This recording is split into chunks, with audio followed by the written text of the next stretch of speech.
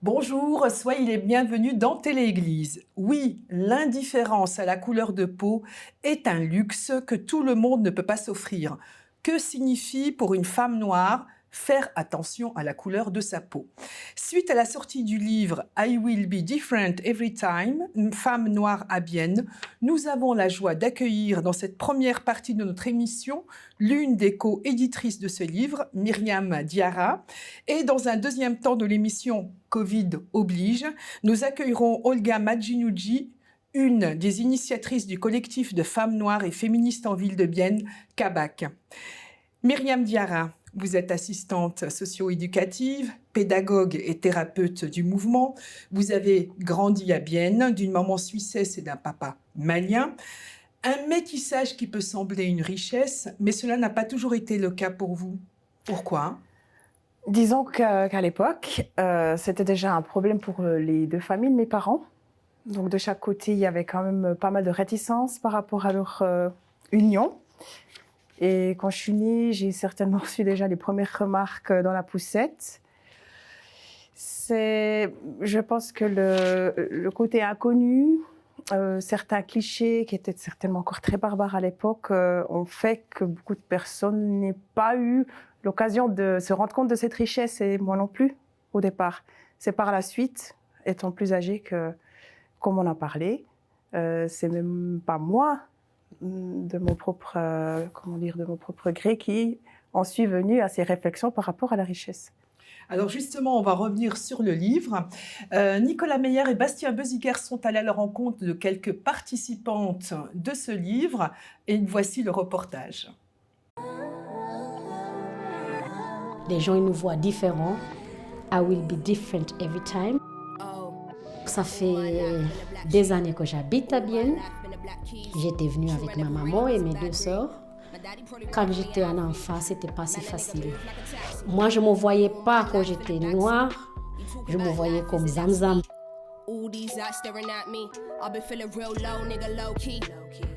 Ce livre, en fait, c'est un recueil de témoignages, soit sous forme d'interviews ou de textes que les femmes ont écrits, qui relatent en fait leur vie. D'avoir quelque chose de grand entre les mains, le livre il est vraiment assez grand et pesant, il est beau.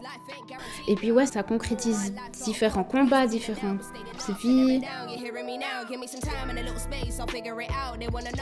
On a remarqué justement lors de nos conversations qu'il y avait toujours énormément de clichés par rapport aux femmes noires. Donc elles subissent une intersectionnalité, c'est-à-dire plusieurs discriminations qui se croisent, donc là notamment le racisme et le sexisme. C'est une année un peu charnière, je pense, 2020. L'énorme engouement médiatique qu'il y a eu autour des questions raciales, notamment avec les violences policières et puis Black Lives Matter. Donc il y a eu beaucoup de choses qui se sont aussi réveillées en moi. Donc le projet du livre et d'écrire ce texte, ça a été un peu un déclencheur pour me rendre compte de beaucoup de choses en fait. Entre autres, me questionner sur ce que ça signifie être noire, être une femme noire. Ouais. En fait, de partager cette expérience avec ce livre, c'est bien pour nous, comme j'ai dit avant, tout à l'heure, ça ouvre les portes. Ça a beaucoup changé il y a 30 ans, c'est pas la même chose comme aujourd'hui, ça a beaucoup changé et puis en bien. I was mostly talking about my experience as a black woman that was born in Russia. As a black, but from the privileged side, because usually people think we have issues only when you came from poor family or you're bad educated or whatever it is, or you're in the street, and this is not the case. Oui, il est nécessaire, je ne suis pas la seule à le penser, car il manquait en effet un document dans ce style pour avoir en main quelque chose à montrer, par exemple aux générations futures, qu'il y a d'autres héroïnes en l'occurrence, que des hommes blancs. I'm grateful for what came through the women that they chose. So how things happen in the unseen world before they even come here, you know, all the things. And since it's a book, I can sit with it and I can feel the culmination of how all that moved to be here. And so it's powerful in that way. And just how we all express ourselves differently. Yeah.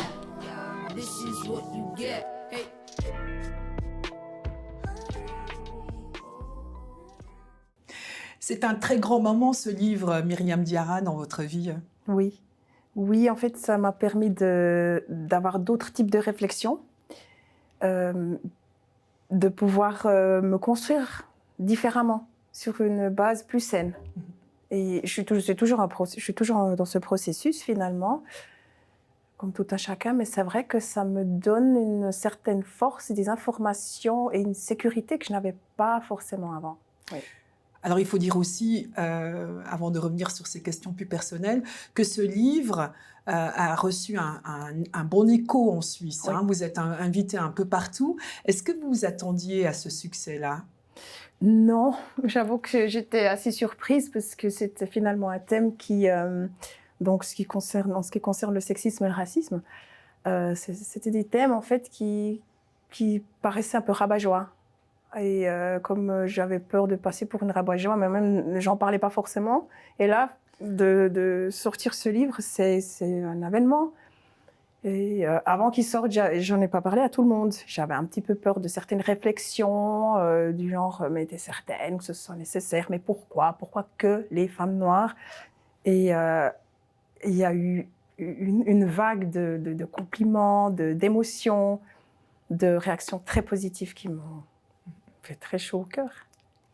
Puis maintenant, vous pouvez dire, après la sortie de ce livre, après l'avoir écrit, après y avoir participé et réfléchi, qu'est-ce que être noir? Alors c'est... Dans un monde majoritairement blanc, hein, bien sûr. Alors, durant plusieurs années, je me voyais un petit peu en retrait. C'est un peu particulier, comme je suis métisse. Je ne savais jamais vraiment me situer, mais je pense que je me situais plutôt du côté des Noirs sans forcément être au courant ou sans avoir baigné dans la culture malienne. Parce que notre papa, ma sœur et moi-même, ne nous a pas apporté cet aspect-là de sa vie. Et c'est encore quelque chose qui est en une process, si on peut dire ça comme ça. Voilà, exactement. Oui. Et à quel moment avez-vous pris conscience que vous étiez noir? Parce que pas forcément qu'un enfant se dit noir de par lui-même. Hein, en fait, c'est peut-être le regard des autres. Comment ça s'est passé dans votre cas? Je pense que c'est comme si ça a toujours fait partie de ma vie. C'est certainement arrivé, par rapport aux réflexions des gens, les conversations qu'on avait. Mais c'était de quel ordre ces réflexions vous concernant? C'était plutôt négatif. Et quand mes parents parlaient de problèmes à ce sujet-là, ils m'incluaient quand même dans certaines conversations. Mais c'était très abstrait. Parce que je n'avais que cet aspect négatif, finalement, par rapport aux Noirs, tout ce qui tourne autour des Noirs. Et c'était, tout ce qui tourne autour, le peu qui tournait autour, en fait, de cette thématique. Il y avait beaucoup de remarques désagréables ou des craintes. Et le côté positif, les aspects positifs en fait qui ressortaient parfois, c'était plutôt au niveau de la musique.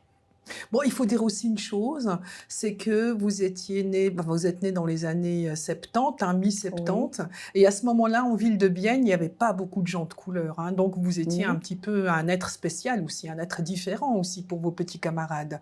Et comment eux, ils vous percevaient à ce moment-là? Est-ce que c'était dur pour vous? Est-ce que c'était des moments difficiles? Est-ce que vous avez eu une enfance joyeuse par rapport à votre couleur finalement? Alors, étant de nature plutôt ouverte, bien heureusement. J'ai quand même eu l'occasion de me lier avec certains enfants, toujours plus avec le temps, mais j'ai eu passablement de moments de solitude. Des remarques à la crèche, j'ai certaines scènes qui me reviennent, en utilisant vraiment le terme péjoratif par rapport aux Noirs, quand j'arrivais, il y a la haine qui arrive, ce genre de remarques. Et je me demandais en fait pour quelles raisons les étrangers, parce que moi-même je suis suissesse, se permettaient de me faire ces remarques-là. Et un jour, mon papa m'a dit, mais il ne faut pas oublier que ceux dont tu me parles sont blancs. Et c'est là où je pense que j'ai vraiment réalisé, ah d'accord, donc il y a les Suisses qui ont le droit de tout faire, les Suisses blancs. Il y a les étrangers blancs qui peuvent peut-être se permettre un petit peu plus que moi. Mais, et pourtant, moi-même, je suis suissesse, donc c'était très difficile de me situer. Donc un sentiment, en fait, d'être étrangère, même chez soi, hein, oui. Et de ne pas être reconnue par les autres. Oui. Mais ça devait être quand même assez difficile en tant qu'enfant de passer par ces aspects-là. Oui, je me battais souvent. Et malheureusement, je pense que c'était un peu ma bouée de sauvetage, finalement, d'avoir des muscles et de ne pas avoir peur. Et j'arrivais quand même à gagner un certain respect. C'est un petit peu bizarre. Je pense que c'est cette dynamique qu'il doit y avoir entre les enfants. C'est le plus fort qui gagne. Alors, c'est vrai que ça m'a sauvé la mise dans pas mal de situations. Ouais. Alors, ce qui est intéressant, c'est que dans votre livre, vous racontez que vous avez appris à connaître le mot racisme, en fait, hein, alors que vous le subissiez déjà depuis un bon moment, mais assez tardivement, vers l'âge de 16-17 ans, mais pas avant. Alors, et dans quelles circonstances ça a été ? Alors, on en parlait, mais c'était pas, on ne développait pas cette question à l'époque. C'était, il y a des racistes. Mais pour moi, les racistes, c'était les personnes qui n'aimaient pas les Noirs, tout simplement. Et par la suite, j'ai remarqué que ça pouvait qu'il y avait plusieurs facettes. Et beaucoup plus tard, j'ai compris que c'était institutionnalisé, finalement, qu'on avait moins de chances d'obtenir peut-être un emploi ou un appartement, ce qui est déjà arrivé, malheureusement, malgré mon passeport suisse et ma maman blanche. Donc, c'est en fait quelque chose, un terme que j'ai appris à maîtriser et comprendre, en fait, au fil du temps. Oui, avec finalement à grandir avec, malgré les handicaps que tout cela comportait. Oui. Et à un moment, vous êtes devenu cool. Oui. À l'adolescence. Le hip-hop, oui. Voilà, Michael Jackson. Donc, la couleur avait un tout autre sens, en fait. Oui. Après, c'était quand même réducteur, finalement, par rapport à Michael Jackson ou bien d'autres artistes. Autant médiatisé que Michael Jackson à l'époque, je ne pourrais pas citer de nom. Mais c'est vrai que par rapport au hip-hop, c'est quelque chose qui me parlait énormément. Je suis très reconnaissante, en fait, que ce mouvement soit arrivé jusqu'ici. Parce que là, j'ai vraiment eu l'occasion de m'identifier à un groupe.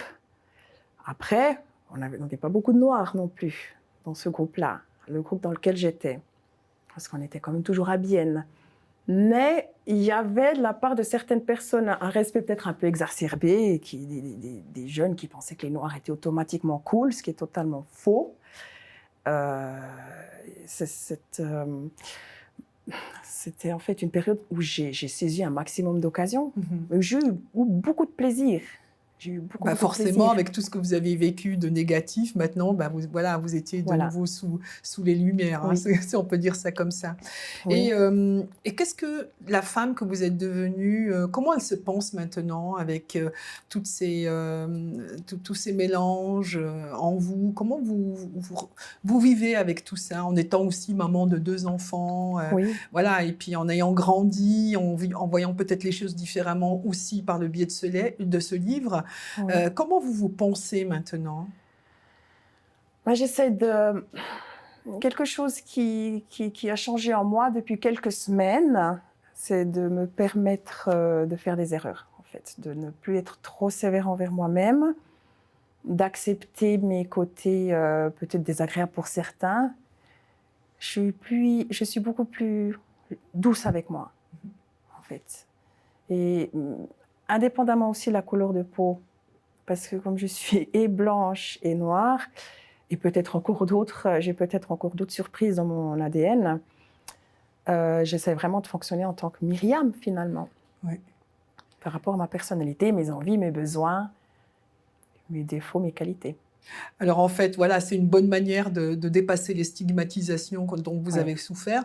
Mais qu'est-ce que vous pouvez dire aux petites filles noires qui actuellement, voilà, c'est peut-être une autre génération, elles sont peut-être confrontées à d'autres problèmes. Oui. Qu'est-ce que vous pouvez leur dire ou aux mamans Oui. qui ont peut-être des enfants métis en ville de Bienne, pour ne parler que de notre lieu géographique? D'avoir peut-être, alors pour les mamans, maintenant je peux plutôt les mamans blanches, de ne pas avoir peur d'entrer en contact avec des femmes métisses ou des femmes noires et de parler de tout ceci, parce qu'il y a la question des cheveux, la question de la peau. Il y a quand même une différence, il y a quand même un fossé entre la peau blanche et la peau noire, les cheveux crépus, lisses, ce genre de choses. Et pour les petites filles, il y a quelque chose qui m'avait marqué chez une amie. Elle m'a dit: j'élève ma fille, donc une femme noire qui élève sa fille métisse, comme une reine. Et d'abord, je m'étais posé la question si c'était pas un petit peu présomptueux, mais j'ai compris. J'ai compris ce qu'elle voulait dire par là. C'était en fait offrir un maximum d'armes, une bonne base à sa fille pour pouvoir évoluer, grandir, s'épanouir dans ce monde qui est finalement très sexiste et aussi raciste. Alors, merci Myriam Diarra d'avoir partagé votre expérience particulière avec nos téléspectatrices et téléspectateurs. Merci à vous. Avant d'accueillir ma seconde invitée, je vous invite à retrouver une des personnes qui a participé au livre sur les femmes noires en ville de Bienne.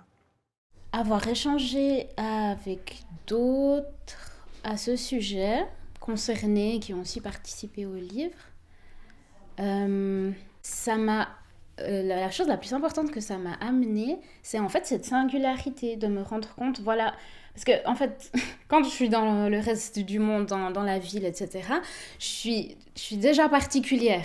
Et en fait, là, de me rencontrer avec d'autres femmes qui partagent cette expérience-là avec moi d'être noire, ça me fait me rendre compte que je suis pas seulement noire, je suis aussi, j'en sais rien, j'aime bien danser, j'aime bien bouger, je bouge, je monte ici à Beaumont à vélo, c'est un truc qui est particulier pour moi, il y a beaucoup de choses qui me rendent différente des autres, et en fait le fait de se réunir entre personnes qui se ressemblent juste parce qu'elles partagent cette expérience du racisme, ça fait se rendre compte, et ça fait du bien de se rendre compte qu'on a cette singularité et cette différence. Olga Madjinoggi, vous êtes conseillère pour requérants d'asile au centre de Boudry, médiatrice culturelle au Nouveau Musée Bienne, et vous êtes l'une des initiatrices du collectif afroféministe Kabak. Pour vous aussi, Olga Madjinoggi, et comme pour cette jeune femme, il est important de pouvoir vous retrouver avec des femmes noires pour échanger les mêmes expériences? Oui, c'est très important parce que pendant longtemps, je me suis sentie assez seule, en fait, avec mes expériences, d'une part, de discrimination sexiste sur le fait d'être une femme, et puis des discriminations de racisme. Et j'ai longtemps cru que j'évoluais un peu toute seule avec toutes ces difficultés, et le fait de rencontrer d'autres femmes qui me disent: ah oui, mais moi j'ai eu le même type de remarques, ah oui, j'ai été confrontée à la même chose, ça a donné une autre dimension en fait à ce phénomène. Et ça nous a permis, en tout cas personnellement, de me rendre compte que finalement c'était un problème structurel, et donc qu'on pouvait le combattre à une autre dimension autre qu'individuelle. Et comment est né votre collectif afroféministe Kabak ? Alors, et à quelle occasion?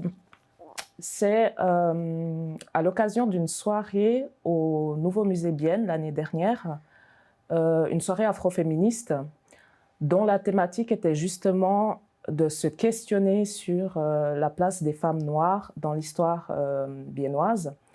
Et j'ai eu l'opportunité donc d'animer cette soirée, durant laquelle d'ailleurs Myriam Diarra a présenté le livre qui à l'époque n'était pas encore sorti.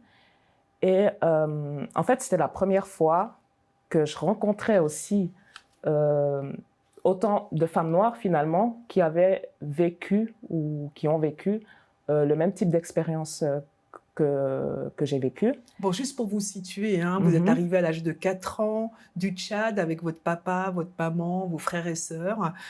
Donc, c'était déjà il y a quelques années de cela. Donc, vous avez eu une scolarité aussi en ville de Bienne. Donc, voilà, vous êtes une vraie biennoise d'adoption, comme on pourrait dire. Et donc, voilà, juste pour vous situer. Donc, vous pouvez continuer maintenant par rapport à cette question. D'accord. Donc, suite à cette soirée, il y a eu beaucoup d'échanges informels. Et au début de cette année, on s'est dit que ça serait bien de mettre sur pied quelque chose sur le plus long terme. C'était important pour nous de pouvoir nous retrouver, puis de se dire, OK, il y a eu cette soirée, qu'est-ce qu'on fait maintenant qu'il y a eu ce constat qu'on est plusieurs. Et donc, on s'est constitué en association au début de cette année. Et donc, quel est l'objectif de cette association ? C'est de vous retrouver, de pouvoir discuter entre vous, ou bien plutôt d'avoir une ouverture vers l'extérieur? Est-ce que vous avez déjà déterminé un petit peu tous ces paramètres? Oui. Alors, il y a des deux. Je dirais, dans un premier temps, c'était important de se retrouver entre nous pour justement partager nos vécus, partager les problèmes auxquels on peut faire face en tant que femme noire. Mais dans un deuxième temps, aussi de se dire, qu'est-ce qu'on fait maintenant de cette expérience? Mais juste par rapport au vécu qui vous a semblé le plus, comment dire, le plus, celui qui vous regroupait le plus, enfin qui était vraiment exactement le même pour vous toutes, c'était lequel vécu? Juste pour parler à des personnes qui ne sont pas forcément noires et qui ne comprennent pas la problématique. Oui, alors le vécu, c'est le fait de subir à la fois le racisme et puis le sexisme. Et donc d'être confronté à tout ce qu'on peut appeler la misogynie noire. Donc le fait d'être doublement discriminé par notre trait spécifique en tant que femme noire, d'être moins visible aussi. Donc ouais, c'est surtout ça. Bon, il faut dire aussi c'est un collectif qui rassemble pas mal d'universitaires, hein. Donc ce sont des femmes aussi qui sont nées en Suisse ou dans la région ou en dehors de la région et qui ont quand même aussi des carrières, etc. Et pourquoi il y a eu cette volonté en fait de rassembler plutôt des femmes universitaires noires pour pouvoir faire partie de ce groupe, ou bien c'était ouvert à tous, ou bien ça s'est donné comme ça?